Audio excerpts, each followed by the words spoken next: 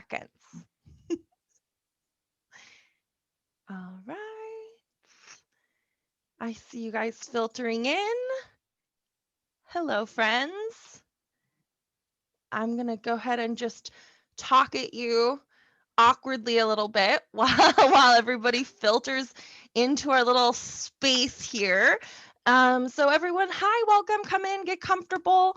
Go grab your cups of tea or blankets or whatever it is we need on our snowy, cold day. And let's see here. I think I'm going to go ahead and get us going.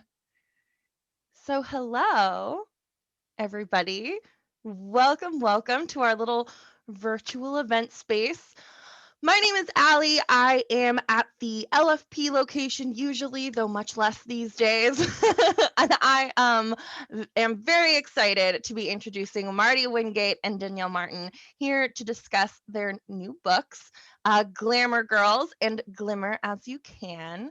Before we get into the fun stuff, I just want to very quickly thank everyone so much for tuning in. We love seeing you. So come on in. I guess actually, not today because the bookstore is closed because of inclement weather. But usually I would say, come in, buy books. Your guys' support really is what keeps this place going. And we love what we do. So if you guys also love what we do, come on in, buy some books. Or if you are not local or just don't want to leave the house because it's snowing, you can head over to our website. We do ship. Shipping is only $3.50 for the first book and $1 on top of that for every book. And you get to support USPS too, which is a bonus. And I will be linking books in the chat, so they will be very easy to find. While you are over on the website, I definitely recommend checking out some of our other upcoming events. We've got some really excited stuff coming up in the next few months. And of course, as always, sign up for the newsletter. It's just a weekly update. We will not spam you. And it's just, fun events, good stuff happening in the bookstore, signed copies that we happen to have around, blog posts that are coming out, which, we have some fun with those. So it's maybe worth checking out. And as always, of course, follow us on any of our major social media platforms. We are at Third Place Books for just the quickest updates and recommendations as they come. So we are here for about an hour, and towards the end, we will definitely be taking questions. The Q&A box is going to be down here or up here, depending on which device you happen to be on today. Definitely, we'd love to hear from you. Throw your comments in the chat, connect with each other, tell us where you're from, how you heard about it. It's definitely so much fun when we see everyone getting excited in our chat bar, but for sure, once you have a question, throw that in the Q&A so that it is easy to find, because we would hate very much to miss it. And I think that is all of my business. So without further ado, Marty Wingate is the USA Today bestselling author of the first edition library, about the curator of a collection of books from the golden age of mystery, and the Potting Shed, and the Birds of a Feather books. Her latest book is historical fiction. It's called The Glamour Girls, and it follows Spitfire pilot Rosalie right through both the physical and emotional dangers of the Second World War.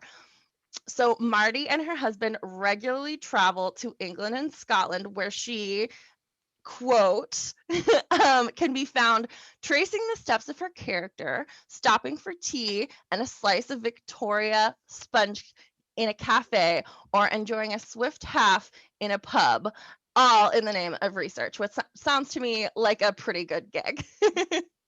Danielle Martin has worked as an assistant with the William Morris Agency and as a special education teacher in New York, Pennsylvania, and Louisiana. She was born in Putnam County, New York, and raised by two generations of native Brooklynites. So her depictions of the boroughs of New York were informed by her childhood experience, family accounts, and love of city history. Her book, Glimmer As You Can, which Booklist called a charming anthem to female solidarity, is about a dress shop turned women's club after hours, where women from all walks of life can meet to support each other as they navigate this man's world. So thank you both so much for being here. Welcome back, Marty. I am so excited to listen in on this conversation about historical fiction. If you need anything, as always, give me a shout. I will be here but invisible. And the rest of you, I'm going to leave you in their capable hands. Do not forget to throw your questions in the Q&A. We really love to hear from you guys. So I will see you guys soon. Thanks, Allie. Thank you. Well, hello, I'm Marty Wingate, and I'm the author of Glamour Girls, and as Allie mentioned, the author of 3 mystery series, one new one, the first edition library mysteries. And Glamour Girls is my first historical fiction, and I must say I had a fabulous time writing it. Most of my other mysteries, the Potting Shed books in particular, and certainly the first edition library mysteries, have a historical thread running through them. In fact, I had a Messerschmitt buried in the garden in one of the Potting Shed books. So I have had some World War II contact, but I have had to do research for the mysteries as well. So when I decided to write Glamour Girls after a discussion with my agent, it was in 2018, and Mary Wilkins Ellis, Mary Wilkins, as she was during the war, one of the last female ferry pilots in England, died at age 101. And she had written her memoirs. And so I decided that this would be, her life would be a good inspiration for a story about a woman pilot in World War II. Inspired by, I think that this is a phrase that anybody can use about anything. It could be a mystery, it could be science fiction, inspired by true events. So I say that Glamour Girls is inspired by Mary Wilkins, and she grew up on a farm, and she fell in love with flying, and she ended up flying during World War II. So Glamour Girls has the framework of starting in August of 1939 and going to the end of the war. And you'll hear more about it as we go along. So Danielle, now I'll hand it off to you. It's such a joy to be with you here today, Marty, and I loved Glamour Girls so much. So it's so much fun to do this with you. And my book is Glimmer As You Can. So we both have the gl sounds in our book, Glimmer and Glamour. So yeah, Glimmer As You Can, a little bit of a different setting in Brooklyn, New York, 1962. And I wrote the book as my sort of ode to the early 60s and the women who inhabited the era. I just love the early 60s. But there's also a darker side to that era. And I wanted to explore that, explore what women had to contend with in that era, which I did through 3 characters. We have Lisa, who is a Pan Am stewardess, and Elaine, who is a British expat. So I guess that's the British connection with your book, Marty, right? I do have a British character. Yeah. Airplanes in both of them too. Oh yeah, and she definitely drinks tea. She loves her tea. My grandmother was from England, actually, Marty. So yeah, she was from Leeds. Loved tea, had tea time every day also. But yeah, so Elaine is a person who wants more from her life than society allows her to get. She's very bright. And then we have Madeline, who is the proprietor and owner of the Starlite. So the Starlite dress shop. If you look back in my virtual Brooklyn, yes, this is virtual in case anyone was wondering. We can imagine the Starlite dress shop down there, and that's where all of the women convene, and that's the light and magic that holds them together, this social club. So the book is really a tapestry of their professional and personal frustrations, challenges, and some triumphs too. I think we both have some triumphs in our book, right? We both have, Yes, thank goodness. yeah, both have some, without giving too much away. But yeah, there's I think a lot of parallels in these books of, again, struggles, but also perseverance and strong female characters. Strong female characters who are also realistic. I'm just gonna ask you, Marty, thinking about our characters, and how would you say that your characters negotiated society's expectations on them versus their own professional ambitions? Well, it's easy to figure that in 1939, probably women pilots were not that prevalent, and probably in 1960, actually, too. At the beginning of the war, the Air Transport Auxiliary was formed, and this was a group in England that was meant to ferry planes around the country. At first, they were moving medical supplies and mail, but soon they discovered that they needed a lot more planes moved around to RAF air bases and to maintenance units. And so they started signing on men who were pilots, some pilots during the First World War, and some who were just too old or, in fact, disabled and could not get into the forces. They were the ATA, Air Transport Auxiliary. So the men took on, they had a nickname for them. They were called the Ancient and Tattered Airmen. But in the fall of 1939, a commercial female pilot, Pauline Gower, said, why don't we also take women in as pilots to do this, to ferry these planes around? This was thought of as an unsuitable job for a woman. There was the fellow that started the ATA said, some of these women don't even know how to scrub a hospital floor. They should be home cooking dinner for their husbands. So just to get the anger out of the way right there. But Pauline Gower was persistent, but quietly persistent. And by December of 39, she had 8 women signed up to be ATA ferry pilots. And this was a pretty big deal.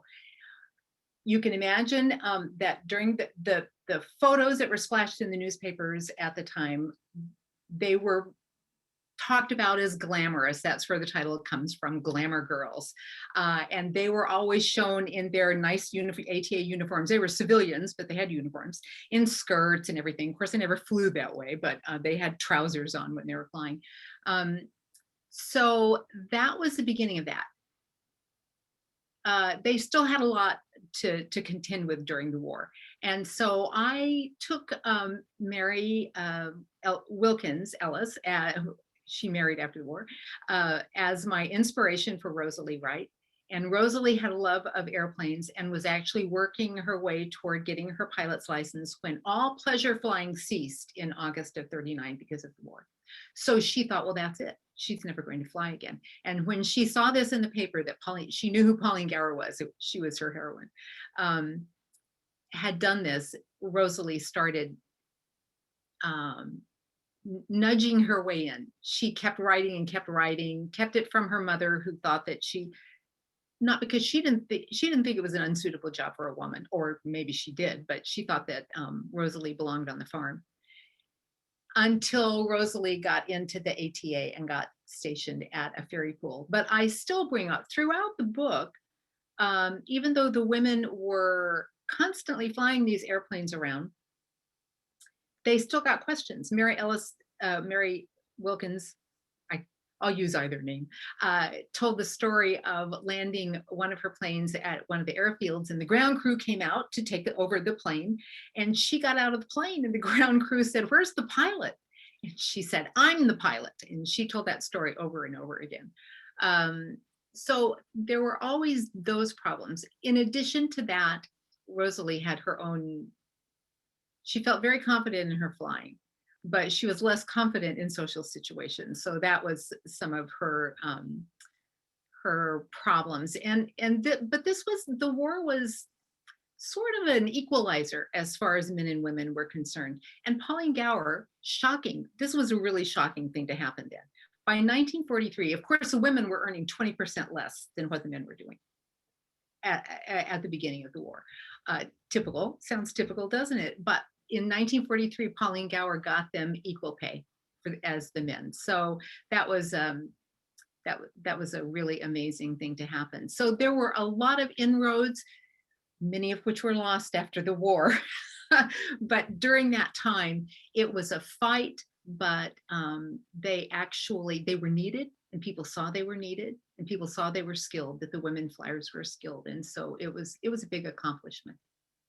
But now, Danielle, you had your characters, you've got this, I have to ask it, this is a great group of women, the three main women that you have coming together, because they're all so different.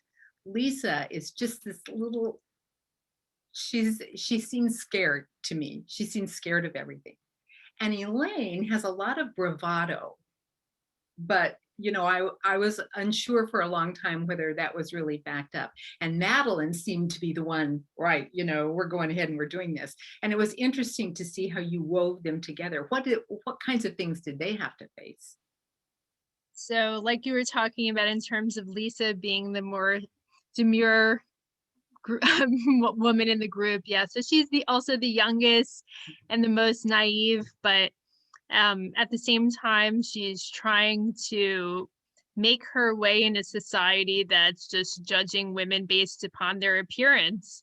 And her field, which coincidentally she's in an airplane, although not flying one, but she's but she's a stewardess who enjoys that same the same sort of vim and vigor of the air and being in transit and being in motion, but she's not in control of her own destiny. So she can't pick how much she weighs even in order to serve people on a plane. She has to have weigh-ins, right? She has to listen to the purser, who's the head flight attendant, who sort of controls her. And her options are limited. She can't even continue in that profession once she reaches a certain age or if she gets married. So there's so much that is dependent on her personal life in order for her professional life to continue. And then we have Elaine, who's attempting to be a reporter for a prestigious newspaper in New York, but those doors are being barred to her as well, because she can't start off in the newsroom. Even though she's bright, she's intelligent, she's capable, she still has to start off in a behind the scenes position as a fact checker. And then Madeline is facing a more dangerous struggle as a business owner in the light of a very corrupt ex-husband who's a politician. And so I wanted to show how her own professional ambitions could be thwarted by her difficult personal past and what that means for women who are entangled with men in politics, which I think a lot of these themes of both of our books are still relevant today in different ways that people might perceive women, or basically what women have been up against for so long. Marty, so I love the friends in your book and the friendships between them and the dynamics that were so real and genuine and beautiful and just cozy, like wonderfully cozy, where you could picture yourself sitting down with them at a table, chatting, enjoying a moment. And so I wonder what you think of how friendship can change someone's self-perception for the better. How are you looking at your characters as sort of raising and boosting each other's spirits or one sense of oneself? That I think that we both feel that that's a really important aspect of our books. My main character, Rosalie, is the youngest of 3 in her family. She has 2 older brothers. They're several years older than she is. And so she never had a close friend. She certainly never had a sister to spend a lot of time with. And so when she is thrust into this society, first in training, and then when she gets to her fairy pool at Hamble, which is in Hampshire, she gets signed in and then told, go into the waiting room, everyone's there and you can have a cup of tea. And she goes to the door and goes past the door and onto her billet. She just isn't used to that group aspect, even though she realizes when she gets to her billet and gets to her room and she's all alone, she thinks about the training time and how she avoided all of the social situations with those women too. But then she kind of missed it now that she thought about it. So that's in general something that she discovers, is having a lot of women friends, some closer and some not. And she becomes close friends with Caro, who lives in the same house, and their landlady, Mrs. May, is there. And Caro seems more worldly than she is. And so Rosalie is happy to take her advice on things, but in general finds it fun to just have someone to talk with. It's just amazing. And so that was a real eye-opener for her. And then the other friend that she develops is with her sister-in-law, Jean. Her older brother, the older of her 2 older brothers, Will, gets married. This is after Rosalie is down at Hamble, so she goes back for the wedding. And Will marries one of the land girls because they have acquired 5 land girls for the farm there. And Jean is lovely, but Jean and then Will eventually defers to Rosalie, will you talk to your mother about this? Oh, is this all right? You can do this, you know. And Rosalie, they're putting qualities on her that she never thought she had. Can she talk to her mother like that? I don't know.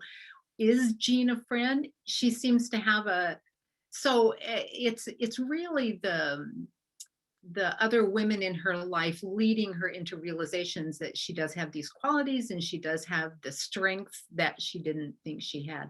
Oh, and what that reminds me, when she arrives in Hamble and is told, go on into the waiting room, all the women are there. I always call that the waiting room, where the women often wait in the morning for their assignments or wait in between, or they're sitting there knitting or drinking tea or reading books. In actual fact, it was called the rest room. And I thought, you know, most of my readers are Americans, and this is where language is a problem. I think I'll call it the waiting room instead.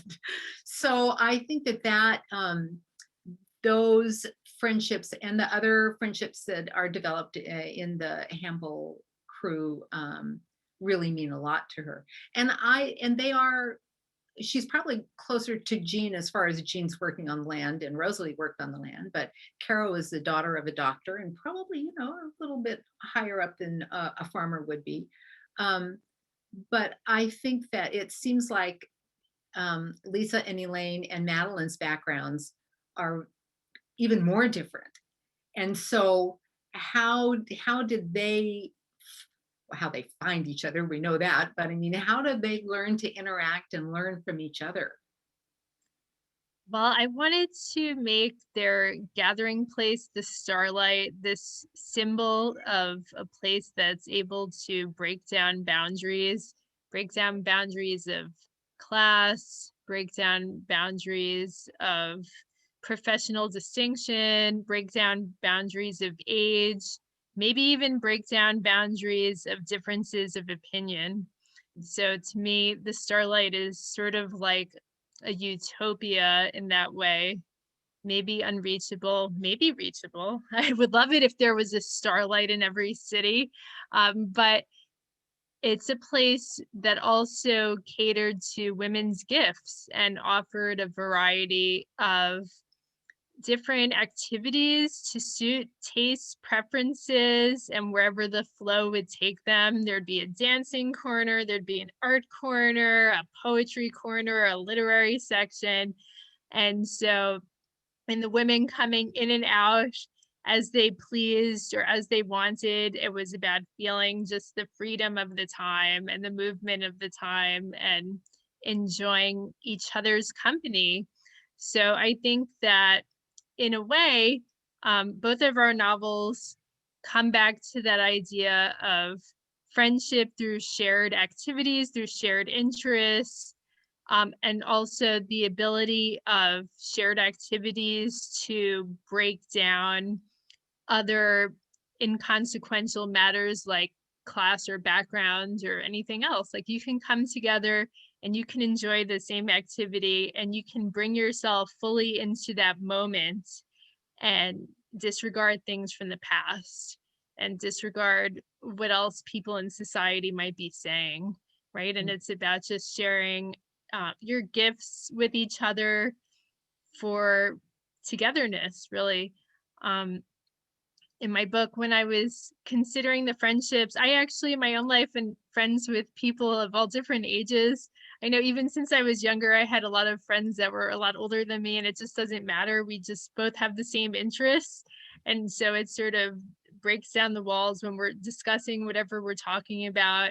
It doesn't really matter how old we are, you know, what our background is, where we've come from, what we've done.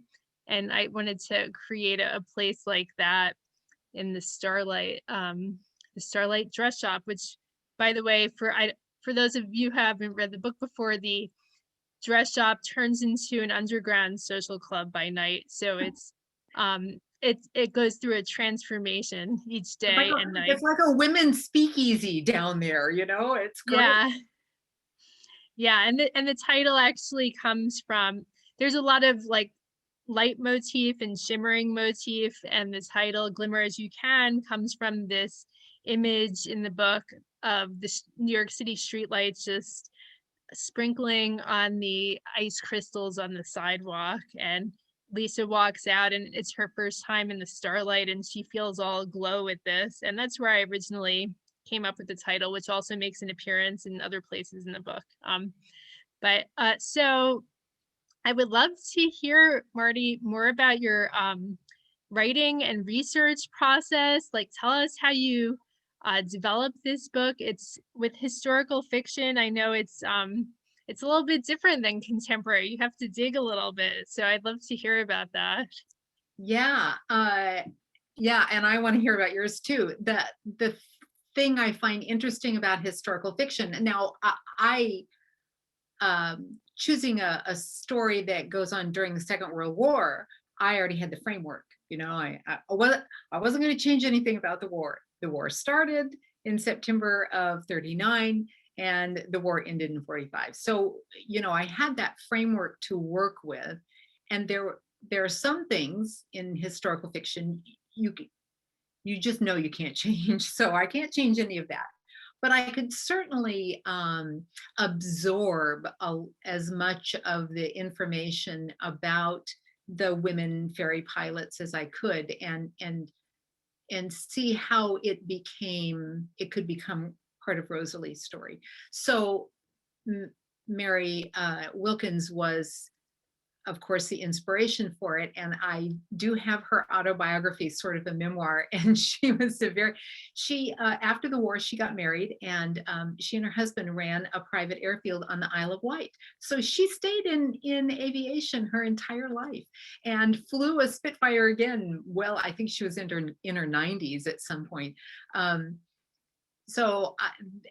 was she really was a great inspiration. Her memoirs are fun to read in that she generously includes all of the women and some of the men pilots and how well they did, and quoted from a lot of other people's books. When she's talking about her own flying, she kept detailed. Now, Rosalie keeps a logbook. They all kept logbooks. Rosalie, at one point, there's a little scene. This is a little Mary bit here.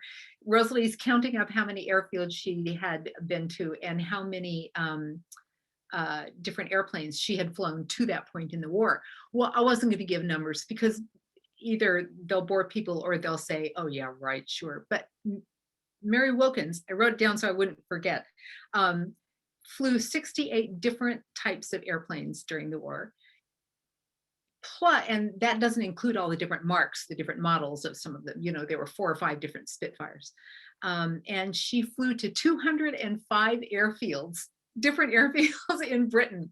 And that's only in England and Scotland and in Wales. She didn't fly, the women pilots didn't fly to Northern Ireland, not during the war, and they didn't fly to France. None of the ATA pilots flew to France until after the war. Then the men flew there.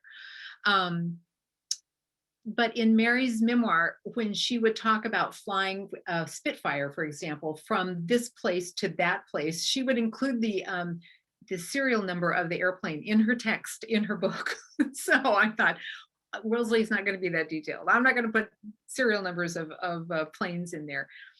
But still, it was fascinating. And fortunately, Mary also, this is how I know how many different airplanes she flew, has listed them in the appendix in the back of her book. So that was great fun. But I did also read other women's accounts and accounts of the ATA itself. And some of the things that, you know, I did not put in the book. I can't remember who said this, but the difference between fiction and fact is that fiction has to make sense. So, you know, there are some things that happen in real life and you put it in a book and people will say, nah, I don't think that could ever happen. So I was careful about that because there were some pretty crazy things. Although, you know, she did get caught in an air fight at one point between a German and a British plane. And she did see a V1 rocket hit, or a V2, I can't remember what it is now, hit something. I made up the part where she lands in a field of cows, just because Rosalie from a farm, she had this she didn't like cows, and I thought, put something in there. I love that part. Yeah, it's like, because you know how it really is shocking when, if you haven't been close up to a cow, how big they really are.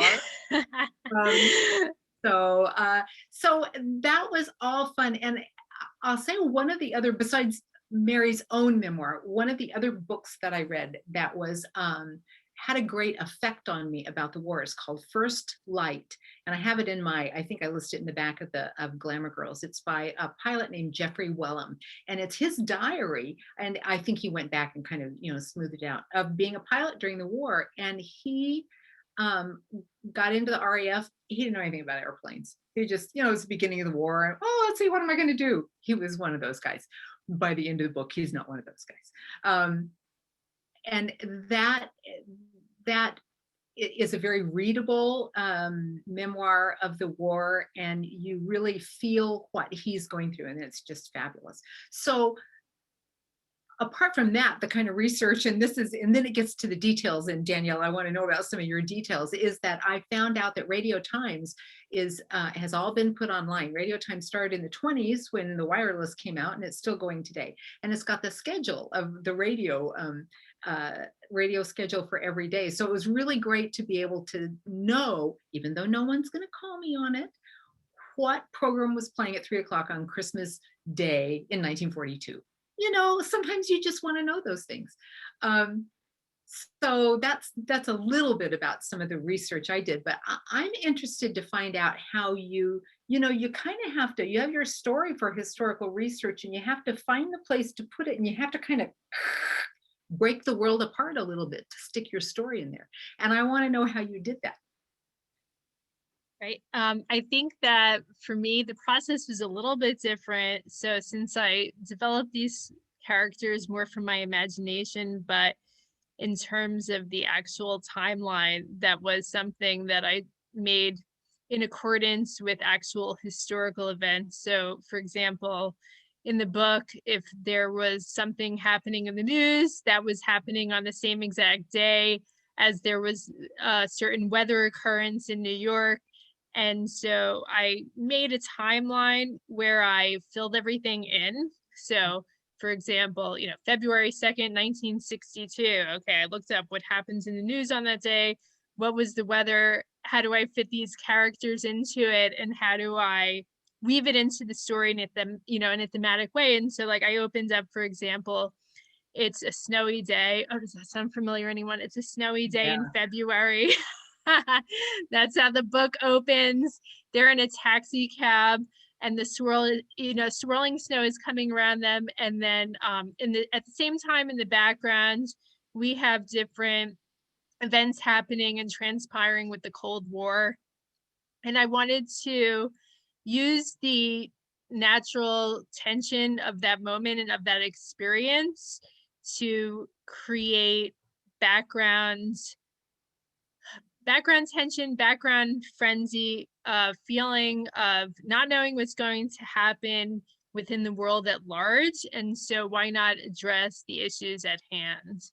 And so, of course, there was also a lot of disagreement during that period of time with the Cold War, whose side are you on? What do you believe in? What's your political philosophy? Which we could almost take that to today, right? People on different sides having differences of opinion. But I wanted to weave in a lot of those ideas. And so when I was taking from history were strands that were trying to be relevant to what actually the characters would have been experiencing at large, a little more in the background, but how that related to their own experiences. The characters themselves actually came from some amazing, beautiful early 1960s stock photos. And I just looked at these women and men and sort of just branched off like, oh, what do I think this person in this fabulous outfit would have been like? Let me develop them, and that became Madeline, who owns this dress shop. And then I started looking at Pan Am. I was researching about what it was like to be a flight attendant, researching about the airline during that period of time. And of course, I was researching about newspapers during that period of time and their employ of women, and also just generally owning a business as a woman during that period of time. What would that have entailed? Which I was shocked to learn that women a lot of times couldn't even have leases in their own name unless there was a man attached. So there was a lot that I discovered about the era. And of course, the music, listening to the early 60s music while I was writing was so much fun. And also incorporating it without giving specific lyrics, because we don't do that in the book. I know, that's so hard. It's so hard. I'm like, oh, these lyrics are so beautiful. Yeah. But no song titles except for when they're just dancing to a general song. Yeah, you have to be so careful in fiction. And by the way, before we finish talking about this, I just have to say, Marty, what you said earlier about how the standards are higher in a sense for fiction to feel realistic, which is so ironic but true. So ironic but true, right? You have to create this seamless universe. You're creating the sort of impenetrable story world.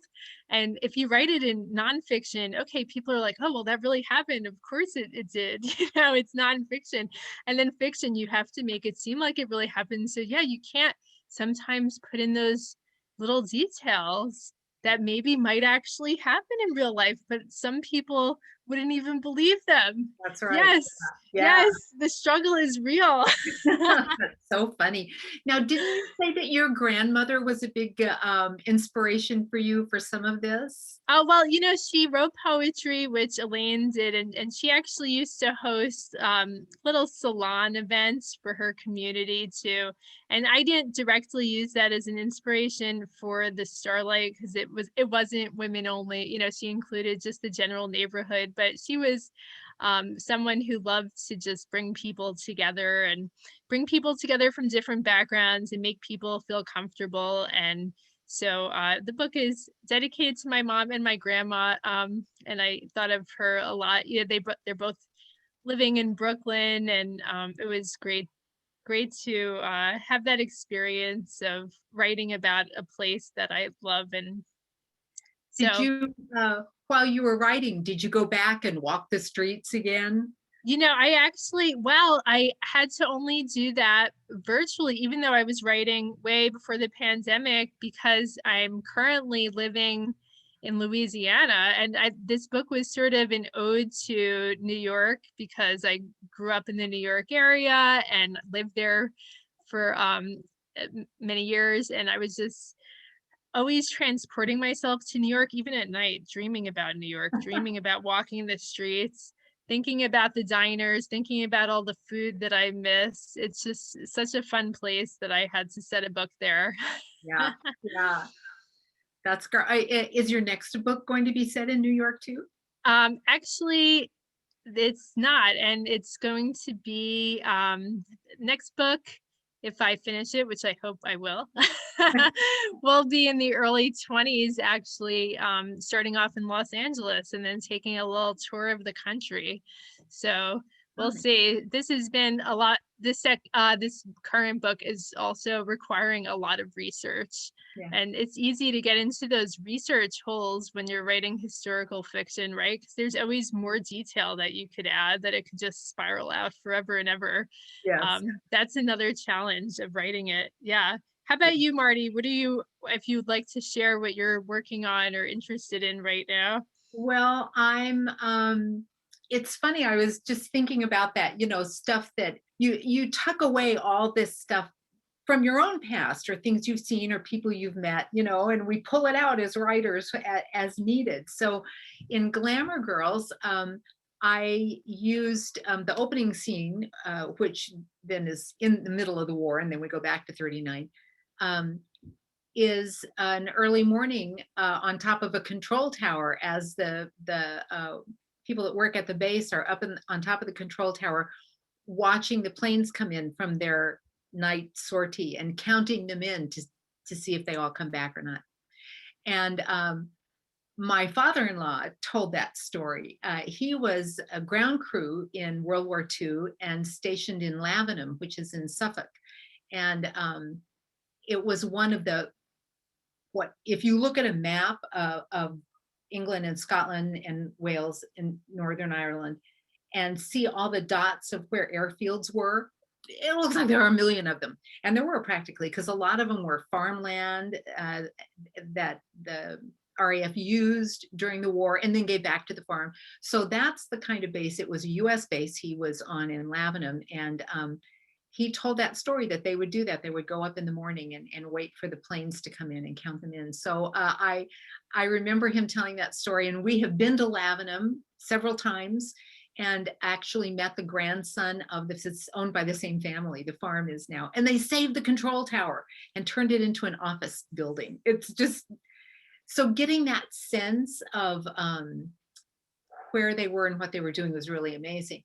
At the same time, what they let you do at the base in Lavenham is that the tourist office in the village will phone ahead and say, these people want to come out because they want to know who that car is driving around their farm. Of course they do. And so then you're allowed to go out and you can drive they use the runways and things for the farm. And there's still, besides the control tower, a few old buildings. And so you drive up and down and on the farmland. And so now I've taken that, driving on these old tracks that were the runways for the World War II airfield, and I'm using it in the book I'm writing now, which takes place in 1957. Oh.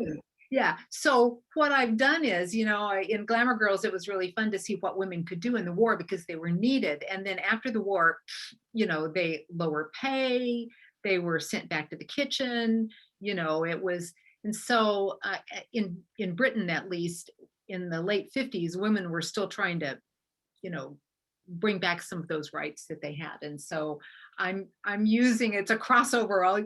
I'll use any research for anything, anywhere.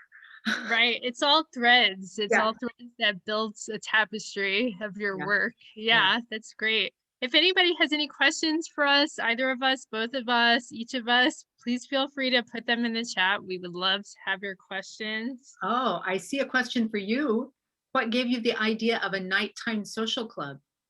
So actually it was based off an idea of a real life scenario, a late night barbershop in Brooklyn. And I wrote down that thread of an idea about a decade before I started writing the book. And I was imagining this scenario and what it would be like. A family member had visited this late night barbershop and had told me like, oh, I went to get my hair cut. I think it was at 10 or 11 at night. And I was picturing all these men just gathering together and having a nice and easy neighborhood social time. And I started thinking about what an amazing story that would become. And then later on, when I wanted to write a novel and I knew I wanted to focus it on women, and I didn't want it to be a salon, I wanted it to be something a little different. And I turned it into a dress shop that became a social club by night. And I wanted to give that sense of danger, immediacy, and mystique, this idea of women gathering, which certainly now nobody should do. Warning. Yeah. Warning, but like back then, yeah, dangerous in a different way. So so I wanted to consider what it would be like for a woman to go out at night by herself, walking down the streets, and then enter this social club and have that just amazing vibe of the music coming through on the record player, and also not knowing what lay in store and how long this social club could continue to be in existence without giving away any spoilers. I wanted this idea that there was danger in that it might not have been easy. I see a question for you, Marty, from Tessa. So while researching Glamour Girls, did you hanker to fly a gypsy moth or any other British airplane from the era? Well, as a matter of fact, I did not fly one of those planes, but I will say that the ATA Museum is at Maidenhead, just outside of London. And a couple of years ago, my husband and I went out there and spent the entire day. They have and most of it's online, so you can see a lot of this stuff, a wealth of information, uniforms and logbooks and photos and the certificate saying that, there's one point where Rosalie has a hard landing. Oh, it's the one with the cows. And she, in her mind, she hears that line from the ATA ferry pilot's book that says, you are not hired to break up the airplanes, so it's always the pilot's fault. If the airplane's okay, fine. Oh, who cares about you? So anyway, so they also have a Spitfire simulator at this museum. And we each took a half an hour flying this Spitfire simulator. I was amazed because I wanted to get the sense, even though I was still on the ground, of what it was like. I've been in a small plane before, but I was never the pilot. And believe me, you would never want to be in an airplane with me being the pilot. After I flew the Spitfire simulator, I can say. I was convinced that you knew how to fly a plane though, after reading the book. But the thing was, I realized, there's the control stick here, and the guy, there's a guy right beside you for all 30 minutes of it, and he would say, okay, now go to the right. Well, you know what? And he would put his hand on mine and then guide it, and I felt the way they had to move the control stick to actually bank to the right or left, or pull up or go down. So that was pretty amazing, and I was really happy to be able to do that. Then we go to England and Scotland as often as we can, and that's been a year now. So actually, we were there in March of last year, early in March of last year. It's very strange. Wow, right before, yeah. 2.5 days. We got over there, found out what was going. We landed. It was like we took off here. No, there were no restrictions, and we landed at Heathrow, and all hell had broken loose. Oh gosh. So we arranged to come back, but in the meantime, we had 2 days, and we were very careful, and we had a fabulous time, and spent an entire day at Duxford, which is the Imperial War Museum site where they have all the planes. So there I was, right next to the mosquitoes and the hurricanes and the gypsy moths and the tiger moths. It was really fabulous. Yeah. So then I got a sense of that too. But if somebody, the Spitfires are just, it's a one-person airplane. But there were trainer Spitfires that had 2 cockpits so that the teacher could be in one. They didn't use those in combat. But if somebody wanted to take me up in one of those Spitfires, I would go. Anyone in the audience, Yeah, Marty is really. available. We'll see. We'll see if that ever happens. There's a question for you, Marty, from Candace, who asks, how would you describe the difference between writing mystery and mainstream fiction? Like, dislike? Oh, that's I probably did it the easiest way possible, because in writing mysteries, as Candace knows, there we have kind of a format. We know what to follow. We know something needs to happen here, something needs to happen here, clues need to be scattered in.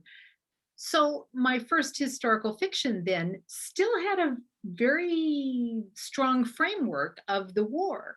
So I knew, although I did get a little carried away, and when I was writing Glamour Girls, I had a very big thing happen in, I don't know, it was like 1942 or something. And I thought, oh my gosh, I've got 3 more years of the war left. Let's see if I can drag this out a bit. So then I had to rewrite a bunch of stuff, but I still had that framework.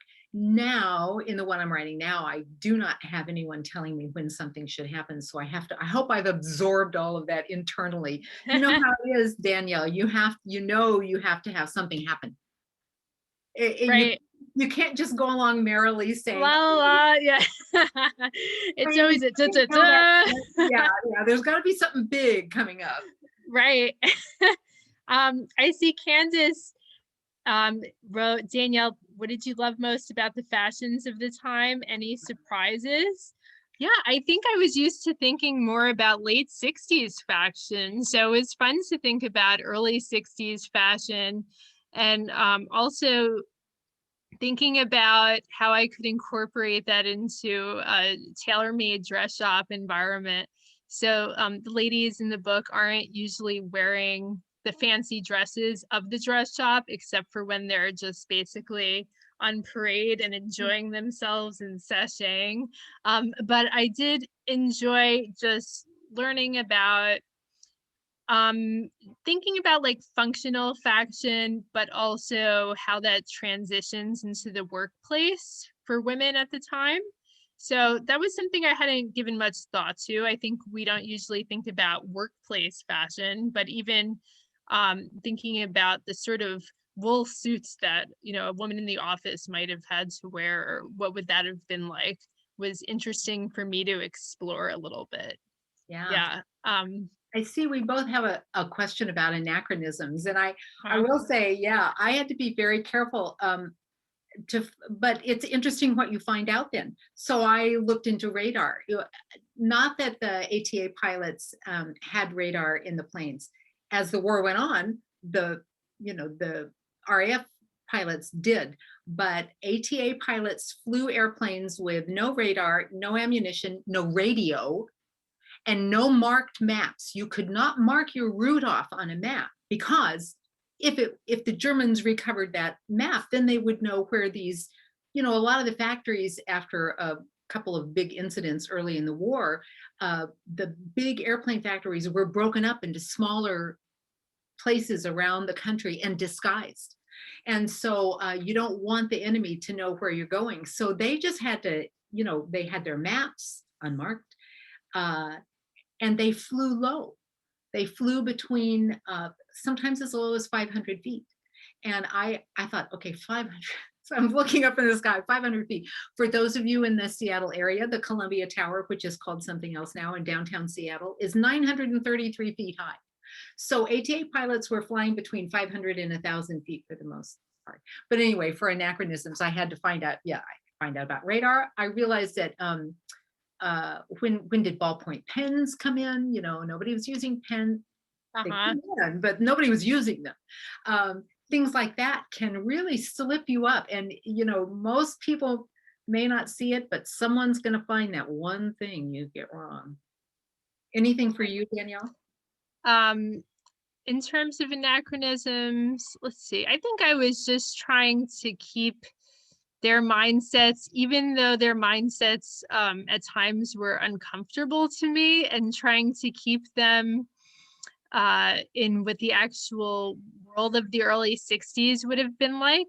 And so there's different things that are said, of course, by the male characters, but even just general perceptions that the female characters might have had at times, and trying to imagine, well, what if I was in the early 60s? I wouldn't be thinking like I do now, you know, and so how do I get into those headspaces of these characters who are unlike me in a lot of ways, but also imagining what that would have felt like. So yeah, for me, it was really about the just mental attitudes, and not trying to have them be women who are in the 2020s. They're not. And so having that be realistic. I see Sandy wrote, while writing historical fiction, do you take liberties to make up names of streets, newspapers, etc.? Yeah, actually, originally some of the places in the book were actual places, and I was advised, even let me change the names, let me change even the street address of the Starlite. Let me change it because I don't want people looking for this place and thinking it was actually at the same street address. So you can go to that street, but it's not an actual street address. So I did change that from what was real. And I had the main newspaper at first was a real newspaper, and I changed it to another newspaper because I didn't want to write things about an actual newspaper that were not the exact case in the newsroom, but I instead wanted to write more of what it might have been like generally in that period. So I did change from my first draft, yeah, things that were a little more based in actual places to fictional names, fictional places. Yeah. I kept, well, of course, with the war, I kept all the bases are correct, all the maintenance units are correct. I had to change a scene at Cosford Ferry Pool because I realized it was an all-women ferry pool, so I changed it out. I was very clear about the terrace where Mrs. May's house is there in Hamble. But for newspapers, I got away with that I looked at headlines because I wanted to look, for example, at headlines on December 7, on Pearl Harbor Day, what the British headlines were. And the British headlines were equal: American bases attacked, British bases attacked in the South Pacific, because they were attacked the same day.